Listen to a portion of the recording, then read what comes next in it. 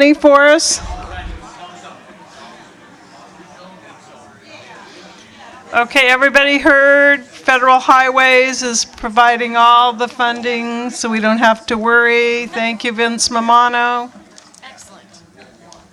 Okay, gang, hopefully we all got a little bit awake there so we can talk about the autonomous vehicles and the testing program. So, Bernard. Well, good afternoon, everybody. Commissioners, thank you for having me. Thank you for inviting me to give a presentation.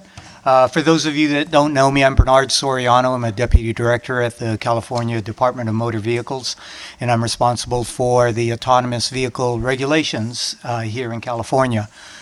What I thought I'd do today is give an update of the programs that we have in place, talk about the process that we went through, some of the issues we had to deal with, and then also hopefully be able to answer any questions you all may have.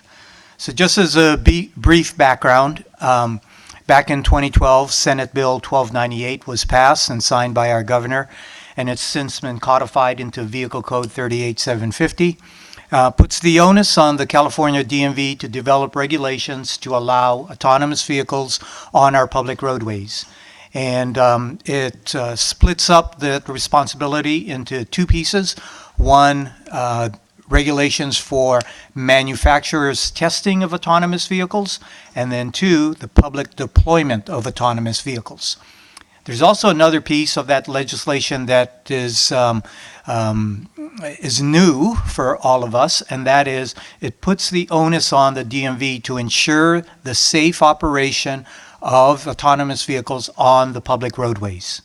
And that's something different than what is in place now with conventional vehicles. With conventional vehicles, the safety of the vehicle is under the realm of the federal government, right? The National Highway Traffic Safety Administration has these federal motor vehicle safety standards, and those safety standards are what all manufacturers need to certify to. That speaks to the safety of the vehicle and safety of the occupants of the vehicle. So here, for the first time, a state entity needed to develop regulations to ensure the safety of that vehicle. So we had a challenge in front of us. We do regulations all the time, but we haven't done regulations around this realm. So furthermore, the bill and the code now had a definition of what an autonomous vehicle is. And basically, it's a vehicle that has the capability to drive without the active physical control or monitoring by a human being. And we've since used that definition to mean that we are regulating a level 3 vehicle and above, not a level 2 vehicle. So there's level 2 vehicles on our roadways now. There are articles about crashes that have happened with level 2 vehicles, most notably those crashes that have happened with Tesla autopilots. And for our purposes, those vehicles are not autonomous vehicles. So I just want to make sure that everybody's clear about that. So as we moved forward with doing the regulations, we formed a steering committee within California, and it was made up of all of our sister agencies that have a stake in autonomous vehicles. They're listed there. Caltrans, the owner-operator of the infrastructure, our law enforcement arm, the Highway Patrol, of course the DMV, our Office of Traffic Safety, as well as the Department of Insurance and our umbrella transportation agency. And we decided to have NHTSA at the table as well, because we felt that their expertise was going to be invaluable in helping us craft regulations that speak to the safety of the vehicles. So they were at the table, and we've since developed a very close working relationship with NHTSA. We also had some other partners in academia and research institutions. Some of them are listed there, where professors from those universities and researchers have offered up some suggestions as well as some input onto what those regulations should be. So in 2014, September of 2014, we finished the first set of regulations, and those regulations allowed for autonomous vehicle testing by manufacturers, but it required a driver in the vehicle. And we said that we felt that for the very first step, we need to ensure that safety. And one of the ways to do that is make sure there's a human in the vehicle that's ready, willing, and able to take over should the situation arise. So very important, have to have a safety driver in there, a trained safety driver. They also need to have demonstrate a responsibility or a capability to respond to a judgment of at least $5 million, insurance, self-insurance, or a bond. In addition, we had some requirements on what those test drivers needed to meet. Basically, we wanted those test drivers to be good drivers. And then we excluded some vehicles because we said for this first go around, let's just concentrate on passenger vehicles and not big 18-wheelers that are driving autonomously. That's for the next step. So, like I said, these regulations took effect in September of 2014. And to date, we have approved 58 companies for testing in California. Those are just some of the companies. A lot of the companies don't even have a logo yet. And so these are the ones that I could find, and I put them up on the slide. You can see it's a mixture of OEMs, right? You've got VW, Audi, Mercedes, Nissan, Honda, BMW. The Tier 1 suppliers are up there. So we've got Bosch, Continental, and then also some big conglomerates. Qualcomm, Intel is on there as well. Technology companies, most notably Google or Waymo, but a lot of small startup companies that are headquartered in Silicon Valley. And these companies aren't necessarily in the business of building a vehicle. What they're doing is they're developing a component that they hope will be an essential part of a autonomous system that a OEM would be utilizing. So you've got quite a few of them. So 58 of those companies, and they're all testing, most of them here in the Bay Area. Of those 58, there are 55 that have a current testing permit. 3 of them have let their permit lapse for one reason or another. Most notably would be number 26, that's Uber. And they decided on their own to let their permit lapse after that horrific crash in Arizona. And so they currently do not have a testing permit with us. And should they decide to pursue another testing permit, we'll be working with them on what they need to do to ensure us that they have put the things in place that would make our motoring public safe. So for now, Uber does not have a testing permit. All of those others do. And as part of having that permit, they need to report to us any crash that has happened. They also need to report to us an annual report of disengagements. And that is whenever the technology fails, we need to have an accurate accounting of that. What are the circumstances, how many miles they've driven, and what happened when the technology failed. So of those 55 companies that currently are permitted, there are roughly, these numbers change quite a bit. And when I put the slide together, there were 468 autonomous test vehicles, and I just checked this morning, and there are 513 as of today. And they have to identify those test drivers. And we have 1,755 test drivers spread amongst those 55 companies. Those annual reports show that they've driven, at least in 2017, 1.6 million miles, and there have been 85 crashes to date. By and large, those crashes have been very, very minor. The typical scenario, and some of you have heard me say this, the typical scenario is an autonomous vehicle is coming up upon an intersection and the light turns yellow and the autonomous vehicle does exactly what you and I do and slows down, getting ready to stop. And in the process of doing that, a conventional vehicle will come up behind and hit it at low speed, about 5 miles an hour. or it comes to a complete stop at a red light before making a right-hand turn. Same thing, gets hit from behind. And so it's been interesting to see those types of crashes being reported, because it speaks to an issue that we'll all have to deal with as these vehicles roll out, and that is a public education component to this, right? The public, us, we all need to be aware of not only the capabilities of the systems, but also the limitations and how these cars are going to be operating, because there's going to be a long period of time, at least in my opinion, where we will have a mixed fleet of autonomous vehicles of all levels, as well as conventionally driven vehicles. And so we need to be able to recognize that, and society needs to be able to account for the fact that these vehicles will be on the roadways.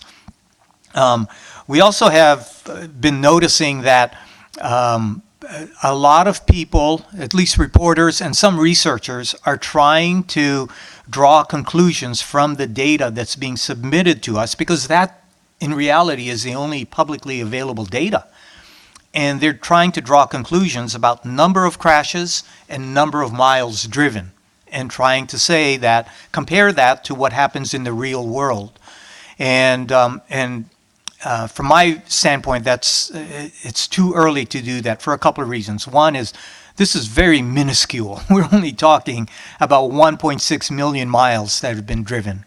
And also compare to make comparisons between the number of crashes per mile driven in an autonomous realm versus what happens in the real world with the public situation is difficult, because not every fender bender gets reported. And so you don't have the same data. It's like comparing apples to oranges.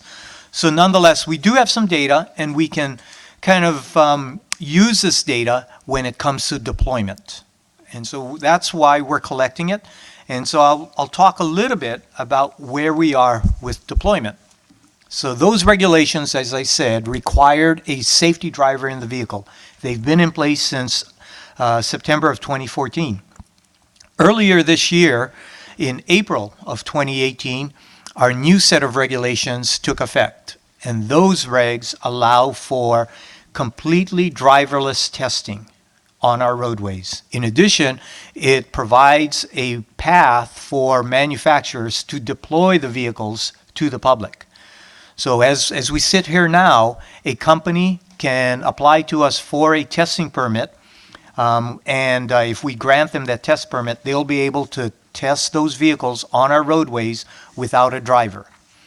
In addition, they can sell those vehicles if they meet certain requirements. So these are the requirements for testing without a driver in the vehicle. Same thing with the insurance, or the ability to respond to a judgment of $5 million. We said that for testing purposes, you need to have something called a remote operator. Somebody that is a human, that is monitoring the fleet of vehicles and is able to take over if there is a problem, which means there's got to be a communication link. So the companies need to ensure that their technology has that. They also need to have what we are calling a law enforcement interaction plan. This is a document, a how-to document for law enforcement and first responders to utilize as they interact with the vehicle. Because our law enforcement and our first responder community were very vocal in making sure that they are aware of all of the issues that they should be aware of when they approach the vehicle or when they have to interact with the vehicle. And so it has some very detailed information in there, and it's getting a lot of attention, not just from our highway patrol and local law enforcement, but by people outside of California. A lot of people are really looking towards this as being a potential standard, if you will, for driverless autonomous vehicles as we move forward. The other thing that we are requiring is manufacturers notifying the local authorities of where they intend to test. We wanted to make sure that the locals were aware so that they could develop any type of communication plan that they need to for their citizens. And the locals are aware of where the testing was going to be happening and under what conditions. And then, so you see some of the other things that are on there. The autonomous vehicle still needs to comply with federal motor vehicle safety standards, and so forth. So, as I said, these regulations have been in place since April of this year, and to date we have 2 companies that have an application with us. We are evaluating that application, and we haven't issued the permit yet. We're in the process of doing that evaluation. We know of 2 other companies that are moving forward with a application to us. We just have not received them yet. So that's where we are. And then also I wanted to just briefly talk about some of the efforts that California is involved in outside of the regulations. And so we are part of a trade organization called the American Association of Motor Vehicle Administrators, or AMVA. And AMVA was funded by NHTSA to develop a working group. And NHTSA had recognized that the potential exists for states to develop regulations or administer autonomous vehicles in a number of different ways. And so NHTSA felt that it was important to try and come up with a set of guidelines for states to utilize as they choose to administer autonomous vehicles. So this working group was formed. It was made up of 16 states and 2 Canadian provinces. California is the chair of it. Michigan is the vice chair. It was felt that both states are the ones that really are leading the efforts with autonomous vehicles. So between California and Michigan, we were able to lead this group, and we've developed a document that is now available for all states to utilize. And that document speaks to issues around drivers, around vehicles, and around law enforcement. And it really is being used by a number of states as they start to move forward with administering autonomous vehicles. And then also there are a number of other efforts that California is involved in, and I'd be more than happy to speak to it. So that's it. I would entertain any questions. I guess Madam Chair, we'll wait until the other presentations before questions. Yes, please. That's kind of the form we're following today, so we'll hold the same. So Will do. thank you, Bernard. Thank you all. Erica, Chief Innovation Officer, you're up. Great, good afternoon. Again, for the record, my name is Erica Dinsdale. I'm ODOT's Chief Innovation Officer. And today I'm going to share with you Oregon's approach to automated vehicle testing and deployment and the kinds of conversations we're having here or in Oregon, as well as some recent legislation, what we've been doing with that, and then our other tool, the automated vehicle use case document. So part of our responsibility as a state DOT is to monitor developments in the automated vehicle industry and to maintain really strong relationships with our partners at all levels. And we've been focusing on doing that a lot over the last several years. These partnerships have been helping us to make well-informed decisions and to really understand our role versus the national conversation, our other state partners, around automated vehicles. Although currently in Oregon, we don't notice highly automated vehicles on the roads, the technology's presence is definitely increasing all over the country. Testing is occurring legally in other states, such as our friends in California, and deployment of some uses is really just around the corner. So we often ask in our office, so what is ODOT's role, what is the state of Oregon's role, and how can we assist in maturing and being ready for this deployment in Oregon? But the good news is that we don't have to start from scratch. So national and international organizations have offered valuable guidance. The AMVA report that Mr. Soriano just mentioned is one we've been leaning on heavily as it helps to guide our Oregon work. But NHTSA and SAE also have great common definitions. They have been a real resource for us to go and find what's happening in all kinds of states all over the country of different political backgrounds, of different technology, of different all kinds of things, so that, I guess our approach is it can't only work in Oregon. It has to work across the country. And so how can we really go to school and learn about that? But we also have been tracking the progress of automated vehicle policy in other states. And so just a couple quick snapshots. As of July of this year, 27 states plus the District of Columbia have passed laws relating to automated vehicles, and 8 more have issued executive orders. Now, not all of these laws and executive orders are substantive. Some of them just provide terms and definitions, some just call for studies, and there are some that have really taken the lead on creating automated vehicle policy.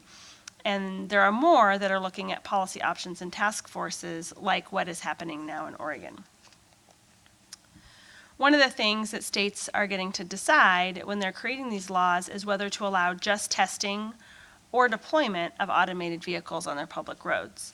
So 17 states allow for testing or deployment of highly automated vehicles, and there's a lot of momentum around the country. But as you can see from this map, Oregon may have some work to do to make sure that we are caught up with our partners and our neighbors.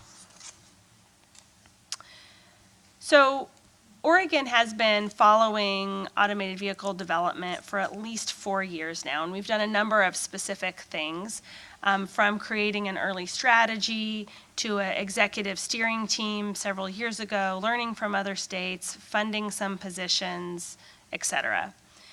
And this work has really accelerated within the last year with the passage of Oregon House Bill 4063, which gave us a whole lot of momentum to move forward.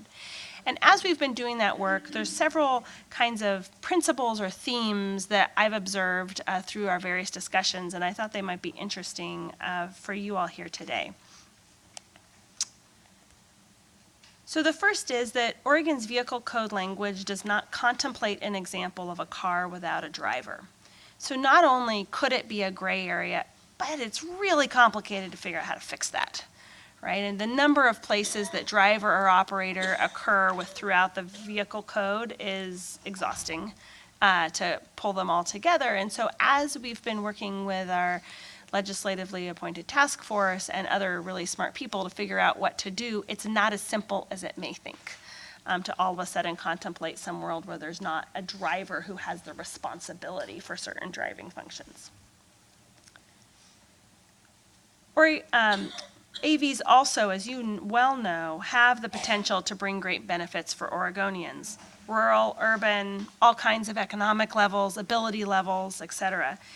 And as we've been working through what Oregon's good first step is, it's been important to us to not lose sight of those who may or may not have a voice at the table. So not to only talk about the application, for example, of automated vehicles in a more affluent, densely urbanized core, but how can we make sure we're thinking about the potential applications for all Oregonians and the benefits that that might bring them versus the world that they live in today?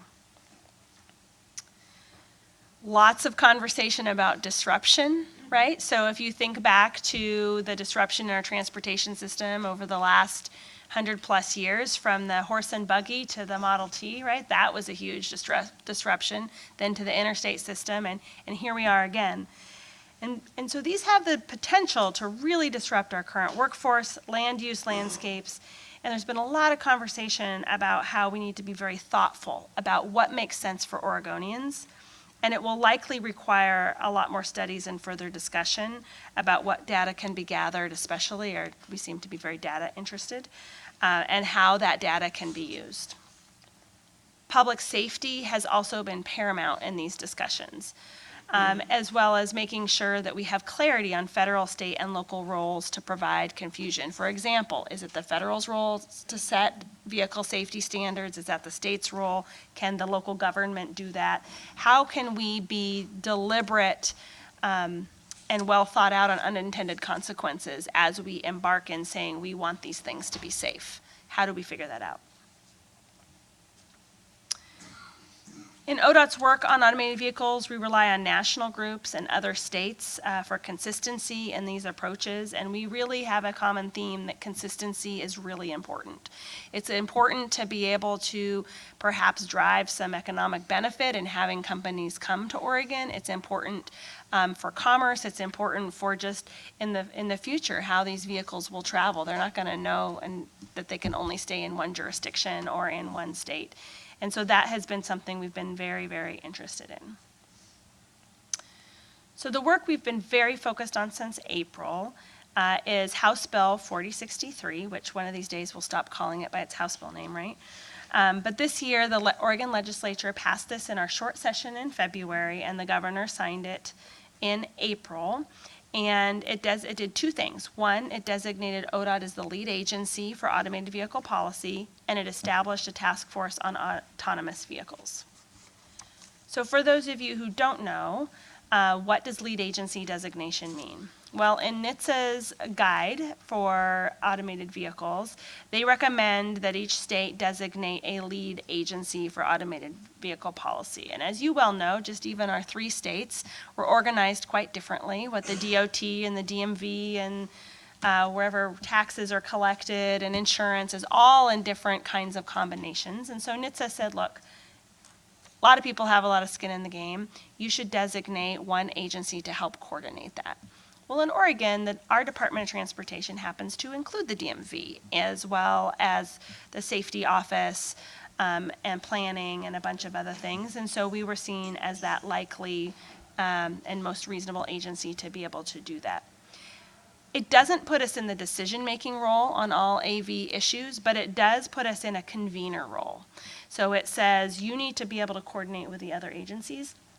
Local agencies have strong voices in our state, so both local and other state agencies, to make sure that we are well prepared and consistent in our government view as we approach this topic. I think that as this automated vehicle topic continues to evolve, that lead agency designation will likely evolve too as we figure out more of what needs to happen.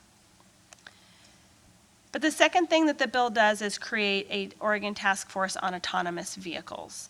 And its charge is to deliver recommendations to the legislature for potential statutory changes. ODOT is directed to staff and convene the task force. It's a legislative task force.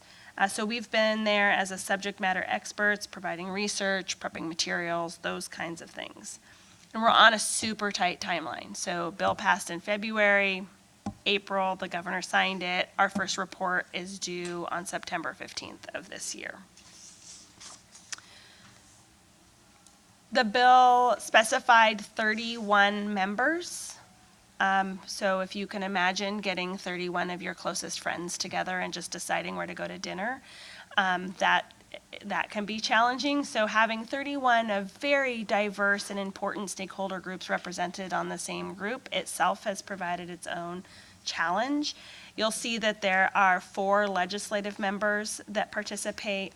There's 27 other members. They were appointed by our director of our agency. So just things from wide and far, as somebody representing the AV technology industry, to someone else law enforcement, to the trial attorneys, to workers unions, etc. A big group with very diverse expertise and diverse motives. So by September 15th of this year, which apparently if I blink is going to be here, this task force must submit a report including recommendations to the legislature and addressing 4 key policy areas. And the second report likely in September of 19 addressing some longer term policy issues. They're actually meeting tomorrow in Salem for their final meeting with their final set of recommendations. So that is very exciting. So to do this, we broke up the task force into 4 subcommittees, each one representing the policy areas that were listed in the authorizing legislation.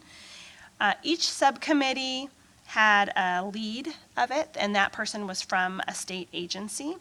So for example, the lead member for insurance and liability is someone from our insurance agency, if that makes some sense. The lead for licensing and registration is the head of our DMV, right? So we had state agency people in charge of leading those subcommittees to hopefully have some, well, first of all, it's their job, right? So it wasn't an extra volunteer appointment, but also it was something that they had some non-biased leadership in. These committees have met for more than 30 hours since late April, digging in on designated topics, coming to consensus, and on July 12th, they approved a first set of recommendations, and then tomorrow we expect to have a few more.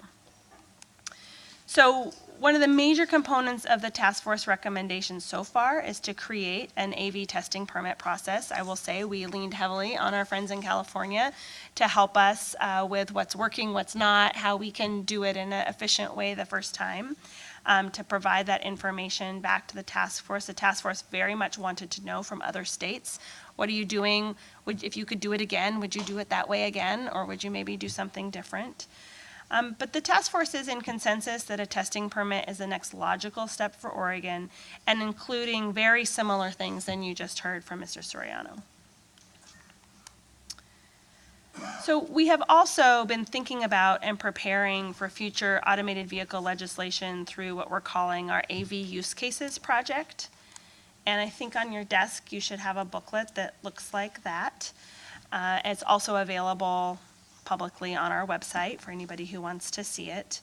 But we released this in May, and it's intended to showcase the range of potential deployment scenarios for automated vehicle technology, a snapshot of deployment readiness, and a first look at some policy questions to consider. Before we started the guide, we thought we could just go look up TRB or AASHTO or somebody and find a copy of it, and then we could just use that, but we weren't so lucky. So then we started doing our own research, and we searched national organizations and literature. We called other states, and we're really hoping that the awareness of these different cases and some of the questions can help policymakers get a further understanding of the range of ways that automated vehicles could deploy, as well as some early guidance and how to approach laws and policies without unintended consequences. So the guide lists 8 potential use cases for automated vehicles, as well as a couple of potential early deployment opportunities. Thinking of the range of potential applications of automated vehicles on our roadways really helps us to analyze and understand policy changes on all potential applications. The guide is designed to help policymakers keep in mind the full range of potential applications for AV technology as they craft AV legislation and regulations. For example, a policy written for AV fleet vehicles or automated taxis in mind could have unintended consequences for that low-speed shuttle that we wrote in today, right? So the policy considerations for a public transit vehicle that's designed to help people get from place to place could be very different than the policy considerations for a local delivery vehicle designed to move goods. And it's not about saying that one of these is better or worse or good and bad. It's just to kind of know what we're doing before we do it, right? To ask ourselves some good questions. Because the AV landscape is constantly and rapidly changing, we plan to make periodic updates to this document unless some other national organization decides to take it over, which would be awesome, so that it continues to be relevant and useful. So ODOT has done a lot to prepare for AVs on Oregon's public roads. Certainly California has done a huge amount as well, and we know for us there's still a lot to come. The passage of House Bill 4063 is really an exciting time for Oregon as we prepare for the deployment of automated vehicles, and most importantly, what makes the most sense for all Oregonians. We've used these use cases to identify some of the opportunities and challenges presented by different applications of AV technology, and we hope that that work will continue to inform our discussions as we begin to work with the task force in crafting recommendations for a more comprehensive set of state laws on automated vehicles. So with that, thank you.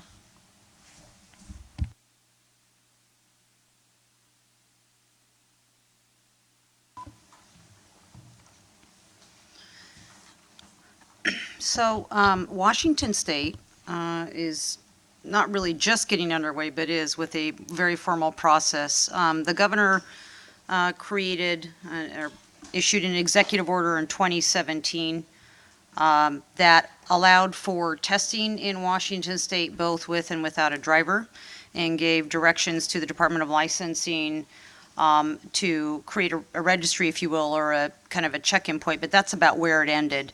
The governor did convene a small group of executive cabinet agencies that were participating in those discussions.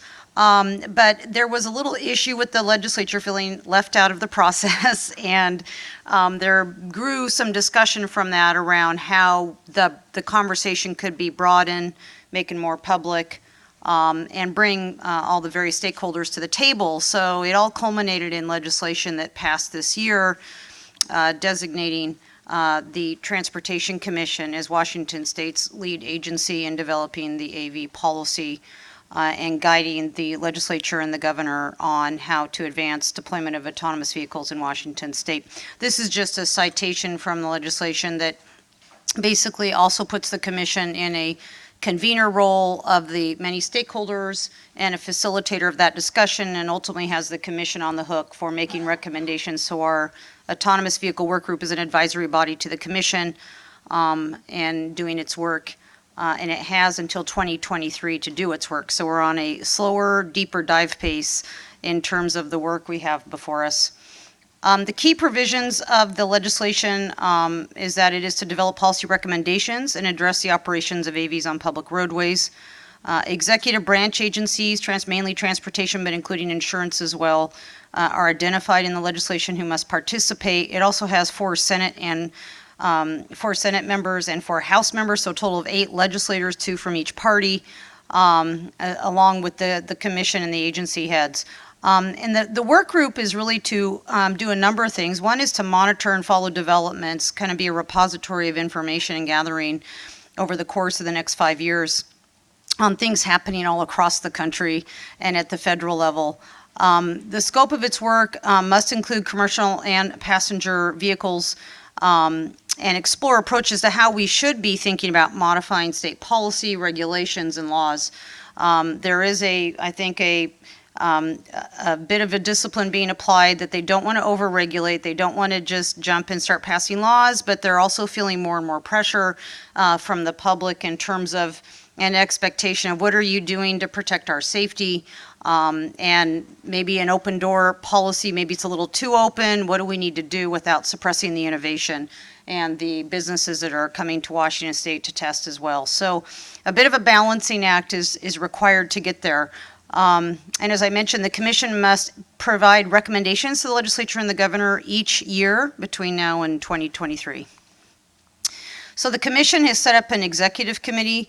There was a decision made to keep the executive committee of the work group relatively small, and so those entities listed are the entities called out in the legislation as required members, and it leaves it up to the commission to determine what other people should be involved in it, what frequency, are they permanent members or occasional presenters or what.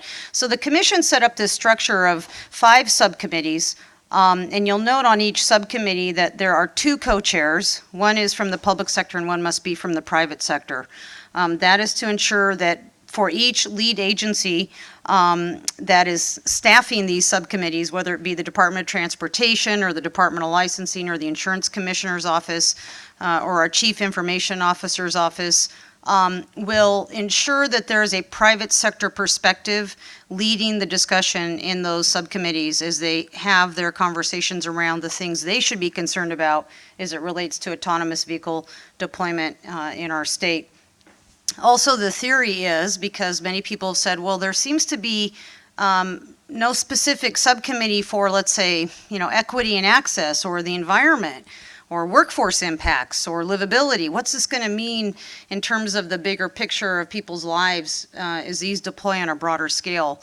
And what we want to try at least, and this may evolve or change, is that the idea is we kind of look at those as cross-cutting issues that we want every subcommittee to think about.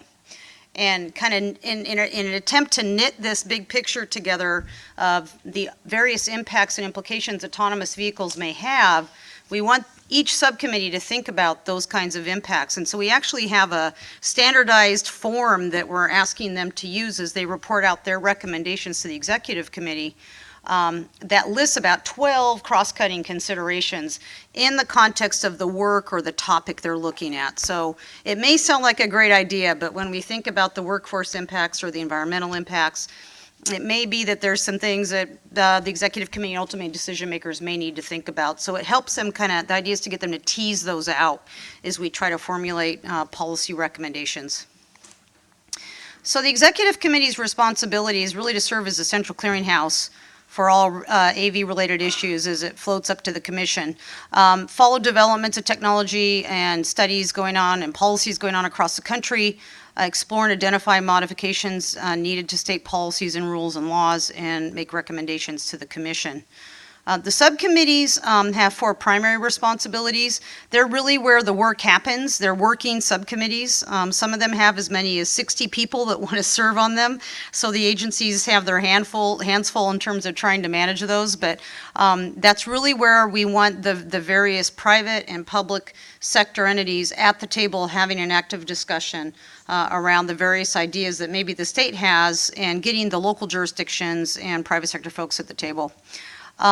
They also are supposed to be assessing and kind of gathering the information that's going on across the country, provide education. Their meetings are open to the public, they're noticed. So the idea is to get people plugged in to the areas that maybe they're the most interested in, since this does cover a lot of ground. Not everybody's necessarily going to be interested in every aspect of AVs. And then report the information they gather along with recommendations to the executive committee each year. I won't read these to you, but this is kind of an outline of just the jurisdiction that we've identified for each subcommittee and kind of their purview at a very high level and what they should be looking at. There will be inherently overlap between these subcommittees. For example, the tech committee and the safety committee have some inherent issues around looking at the safety of AVs, but also the technology and privacy and security of data. So there's a little bit of coordination and cross-pollination that's going to have to happen. A lot of the agencies are serving on each other's subcommittees so they can hear what's being discussed, and we can attempt to try to bring some non-redundant reporting as we get up the food chain in terms of the reporting. And that's the licensing agents subcommittees. The last one, of course, looking at rules of road and testing. So for us, we have annual reporting requirements. First one is due at the end of this year to the legislature.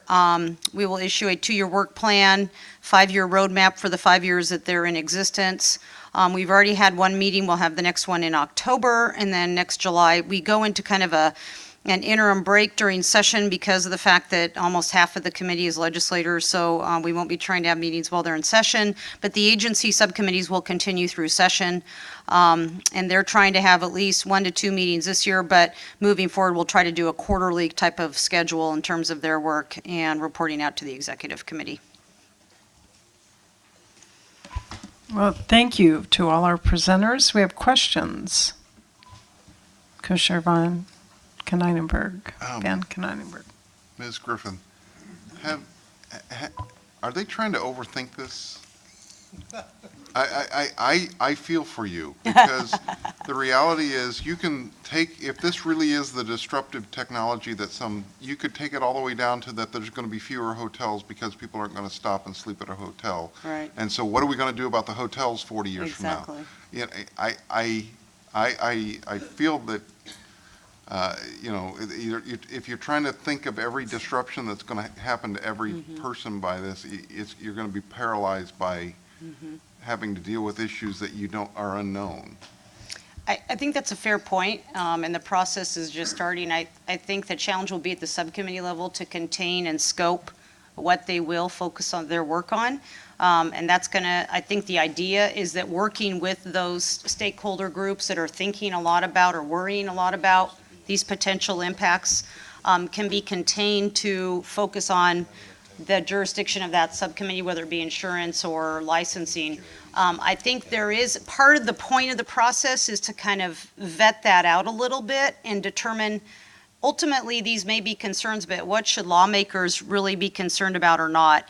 And I think part of the messiness is that you have to have that kind of public discussion a little bit to kind of both make people feel comfortable that those facts are not being ignored, but also trying to create a forum in which people can come and share those concerns to some degree.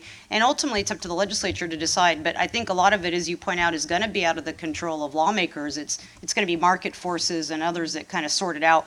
But there's still a process, unfortunately, we have to go through to bring folks along in determining what do they need to worry about, legislate against, regulate against versus what they shouldn't.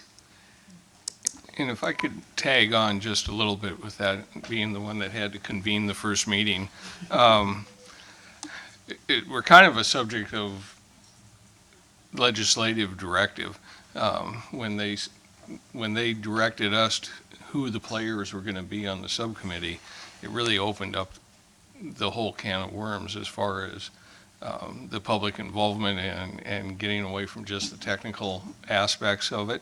A good example is the first meeting, the Association of Washington Business representative that was in the audience immediately wanted to be part of the group, wanted to be on the executive committee. So far, we have resisted expanding that executive committee, but we'll see how the next meeting goes. But it's typical of what you said as far as overthinking it. If the more we expand the committee, the more detail we're going to get, and it's going to be difficult to have a positive outcome. And so I think in a way we could say it was overthought, but it was overthought by somebody other than those that were convening the meeting.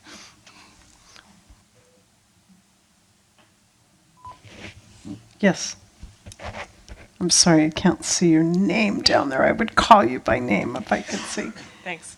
I'm really glad that the Washington work group is kind of weaving through these cross-cutting issues around environment and land use and mobility. And I saw a couple things on the Oregon slide around land use, and I wondered kind of how Oregon and California are keeping not just how AVs can and will operate as vehicles themselves, but kind of their how they operate in the community and can impact kind of larger holistic issues. I can take a stab at what we're doing in California.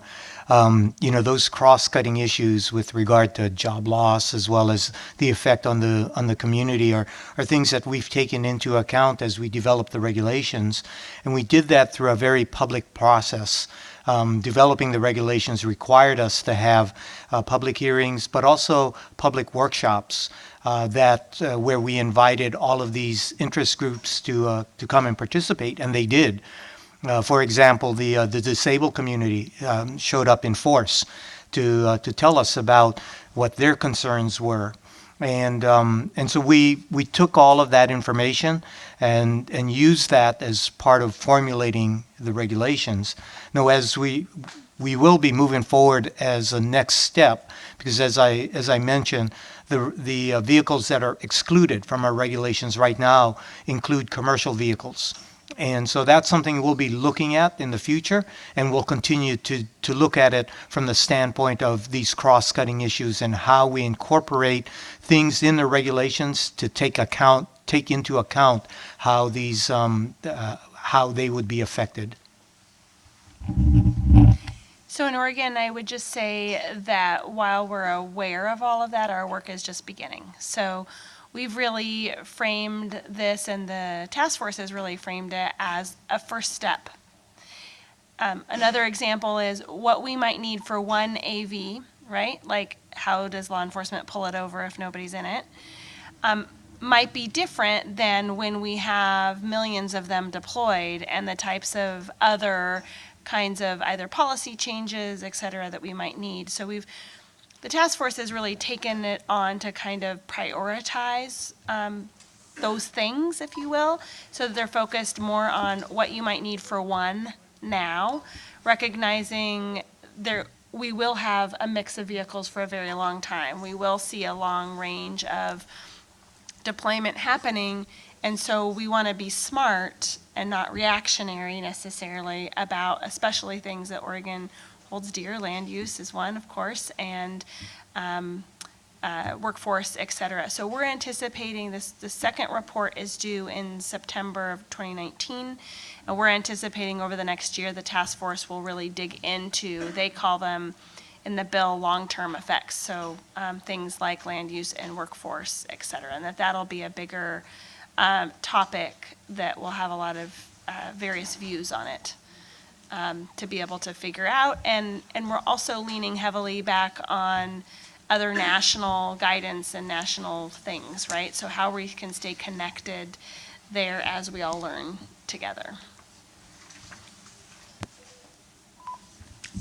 Yes. This probably goes without saying, but when you guys give out your reports at different times in the coming years, can you send a copy to each one of you? That's under the heading Talk to Each Other, please. Yes, thank you. I have a question for Bernard. It appears that California is ahead of Oregon and Washington in terms of the A/B testing. And you mentioned in your presentation that when you had a 55 active permits, that you're going to test it with a driver. And you had noticed that there were 85 crashes. Did you also look into near misses?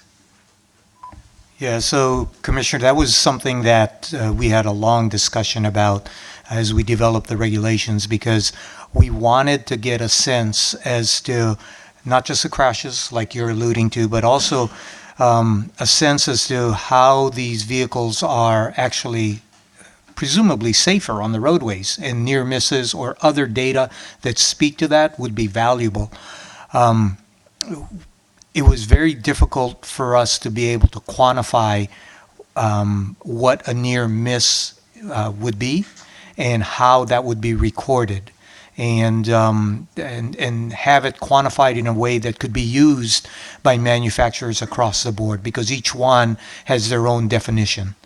So in the end, we decided to just stick with crashes and let the manufacturers do their own marketing, if you will, on how safe or how their vehicles handle certain situations by letting them tell the story and include what near misses are and things of that nature. Okay. So, but those vehicles that you describe are category 2? Is that what you use, category 2? No, those vehicles that are being tested are level 3 vehicles and above. So the National Highway Traffic Safety Administration, as well as the Society of Automotive Engineers, has a category or a spectrum of autonomous vehicles starting from level 0 up to level 5. So that's 3. And that's level 3 and above. So Okay. some of them could be, and some of them are level 4, and some of them are level 5 vehicles, but they have a driver in them. Okay.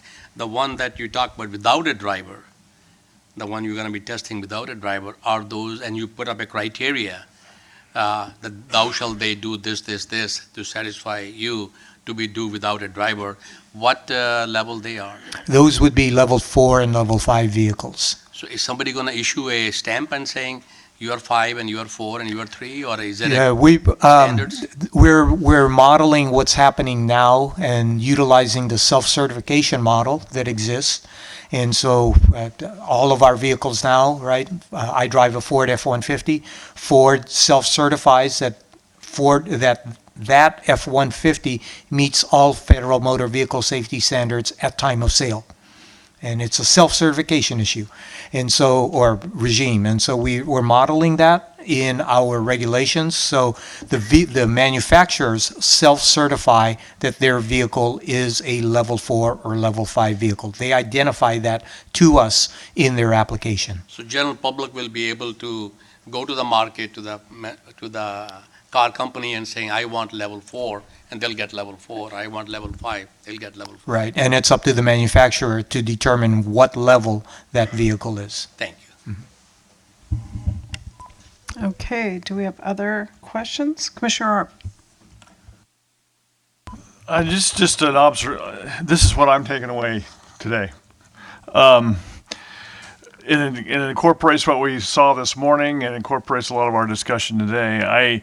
I think back in 1989, we had a huge earthquake here in Loma Prieta, and the Bay Bridge was an iconic, it was destroyed, part of the deck was. Cypress was destroyed, the freeway across the bay. What fewer people remember was that Embarcadero, which was also a double-decker that had the same design as Cypress, was heavily damaged. That stuff was all torn down.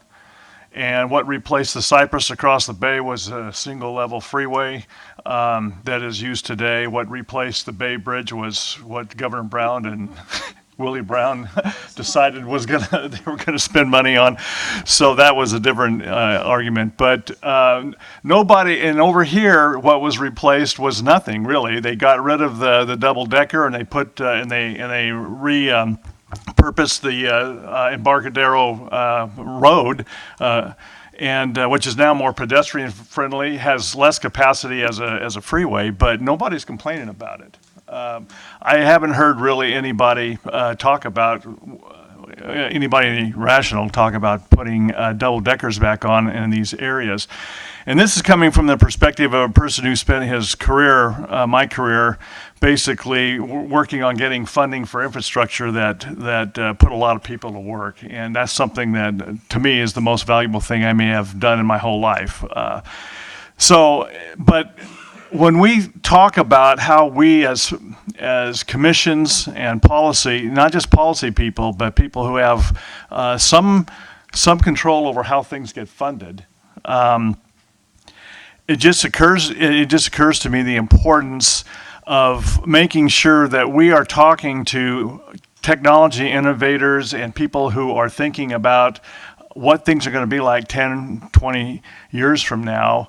And frankly, technology is moving way faster, and Jim Medaffer's talked about this before. Technology is just moving way faster than government, legislatures, even commissions are ever going to be able to keep up. Some years ago, we were in a commission meeting, and we were considering approving funding for some expensive digital signs along the freeways that would tell people about, congestion and where so forth. And I remember Commissioner Dunn got out her phone. She goes, "Well, I got an app that does that, and it doesn't cost me anything." So, I think that I don't have an answer to it. All I know is that we do need to make sure that we include others in our conversation besides other policymakers and other, and legislatures and people who are just kind of thinking in the box all the time. We got to talk to people who are creative in thinking about how they're going to move a business that they want to make money on, and it will include new innovation, new devices, and new technology that we may not even have thought of yet, and how we invest limited infrastructure dollars, rather than in a two-decker freeway that separated San Francisco from the Bay. Maybe we need to be able to be thinking more and talking to people more before we plunk down those dollars, because there may be good ways to spend this money that we haven't even thought of. Thank you. I agree wholeheartedly. Anybody else? Well, I want to thank our panel. I think one thing we'd ask for all of our panels is talk to your fellow panelists on a regular basis, and also to our executive directors, and make sure that we all stay in the loop. Because there's a lot of common ground, I think, for all of us, and a lot of work to do. And the world, as Commissioner Arp just said, is changing at lightning speed, I think. And I just, we're having these discussions and talking about how far to get into the weeds, and I just can envision someone figuring it out, and then kind of everybody else saying, whoa, I'm late to the party kind of thing. So we'll see how we all move through that. But with that, I'm going to move to the next agenda item and open it up to public comments. Do we have any comments from the public? I'm going to give our public, nobody standing up, coming forward. Okay. Not seeing anybody or hearing from anybody. I want to thank everybody I want y'all to note that we're getting off a little bit early tonight, thank heavens, because I don't think we'd have anybody at the table who could sit still. So with that, we do want to let you know you can leave your materials here. The room will be secured, so you don't have to haul your stuff around. And